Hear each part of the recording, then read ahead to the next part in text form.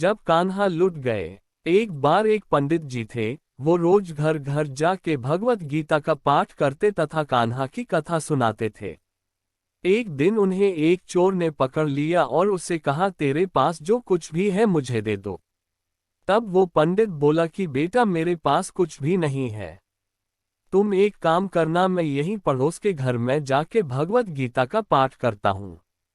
वो यजमान बहुत दानी लोग हैं, जब मैं कथा सुना रहा होऊंगा तुम उनके घर में जाके चोरी कर लेना। चोर मान गया।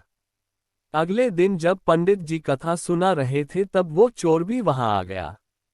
तब पंडित जी बोले कि यहाँ से मीलों दूर एक गांव है वृंदावन, वहां पे एक लड़का रहता है जिसका नाम कान्हा है।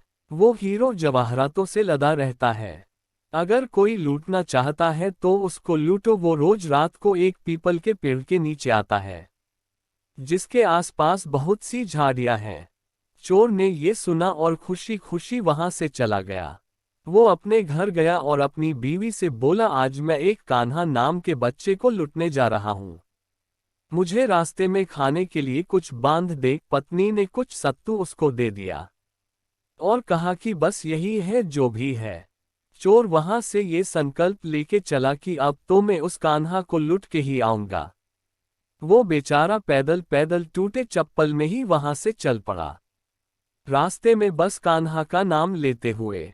वो अगले दिन शाम को वहां पहुंचा जो जगह उसे पंडित जी ने बताई थी।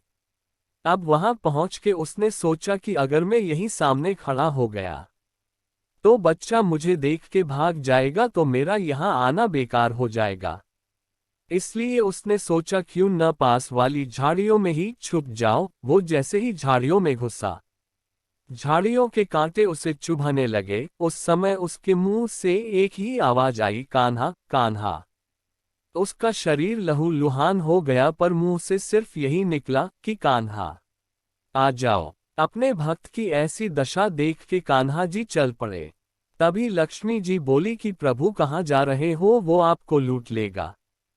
प्रभु बोले कि कोई बात नहीं, अपने ऐसे भक्तों के लिए तो मैं लुट जाना तो क्या, मैं जाना भी पसंद करूंगा।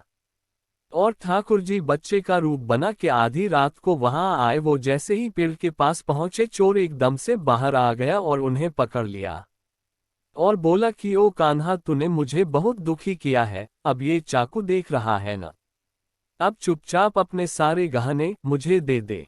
कान्हा जी ने हंसते हुए उसे सब कुछ दे दिया। वो चोर हंसी खुशी अगले दिन अपने गांव में वापस पहुंचा और सबसे पहले उसी जगह गया जहां पे वो पंडित जी कथा सुना रहे थे। और जितने भी गहने वो चोरी करके लाया था उनका आधा उसने पंडित जी के चरणों में रख दिया। जब पंडित ने पूछा कि ये क्या है, तब उसने कहा, अपने ही मुझे उस कान्हा का पता दिया था, मैं उसको लूट के आया हूं और ये आपका हिस्सा है।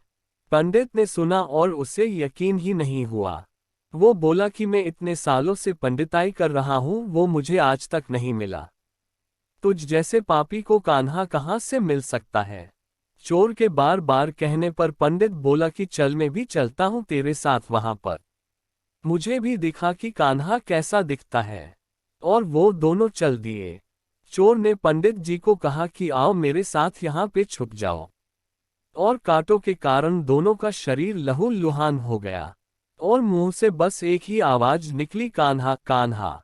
ठीक मध्य रात्रि कान्हा बच्चे के रूप में फिर वही आए और दोनों झाड़ियों से बाहर निकल आए। पंडित की आंखों में आंसू थे, वो फूट फूट के रोने लग गया और जाके चोर के चरणों में गिर गया और बोला कि हम जिसे आज तक देखने के लिए तरसते रहे, जो आज तक लोगों को लुटता आया है, तुमने उसे ही लूट लिया। तुम धन्य हो।